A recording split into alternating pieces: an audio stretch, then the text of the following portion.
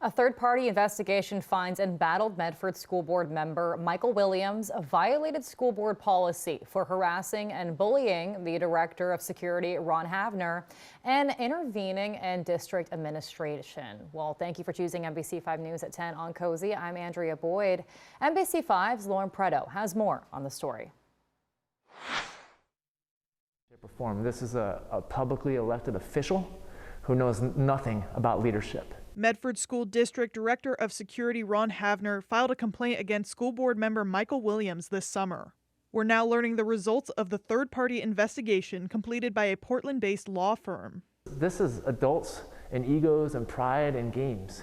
What we should be talking about is students in our schools and how we can confront these community problems. And unfortunately, when you got somebody that's pushing an agenda for nefarious reasons, we get distracted. The report details a meeting between Williams, Havner, and Superintendent Brett Champion in February, where Williams discussed concerns about student safety. It alleges Williams said Havner told him the issue of weapons on campus was too political and told Williams to keep things quiet. Havner says he never said, quote, "This is too political," but did say they have to be careful about how much information is provided to the public about weapons violations so that a copycat situation isn't encouraged. Champion said the investigation's factual findings back that. This theory that there were weapons violations that we just ignored, not a word about those because there were no facts. It didn't happen. The report says in a March meeting between Williams and Havner, Williams said he was trauma bonded with school resource officer Josh Doney after a racially charged incident at an MSD school involving Williams' family.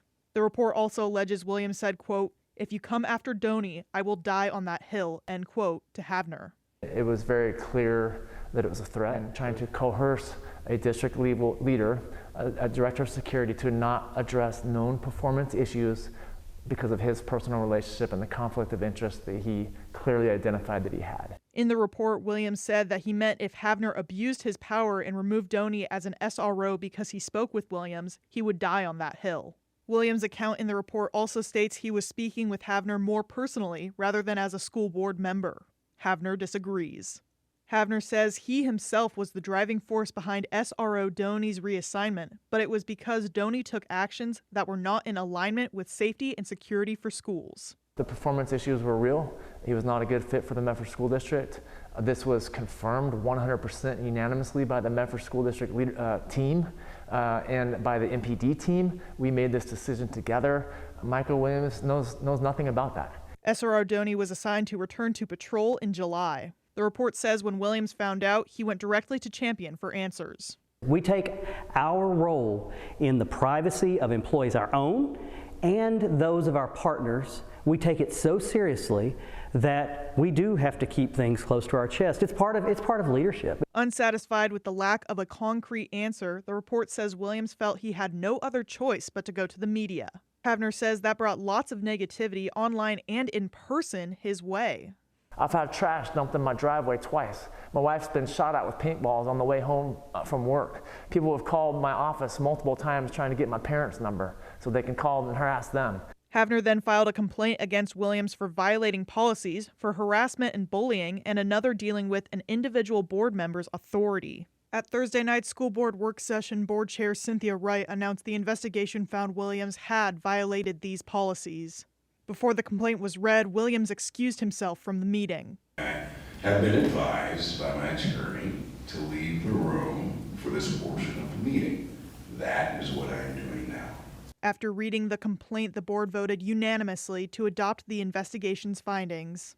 They also voted unanimously to impose restrictions on Williams, such as how Williams can communicate about board or district business, how Williams can enter school district buildings, and how Williams can participate in school visits, board meetings, and school district functions. In certain cases, law enforcement could be contacted if William violates a restriction. Michael is in violation of his oath of office. I think there should be some consequences for that. These aren't punitive. They're not punitive, but this is our expectation. And if he's not capable of doing this on his own, then we're going to have to impose some restrictions to make sure that he does. Havner says though the results of the investigation are out, things will probably get worse before they get better. We were trying to take the high road here for the protection of the privacy of Officer Doney, and Michael did the exact opposite of that. He ran to the media, he perpetuated multiple mistruths, he flat out lied on multiple occasions, and he let this stuff take root, and then he stood there and wiped his hands and said, I don't understand how this happened, how this took on a life of its own.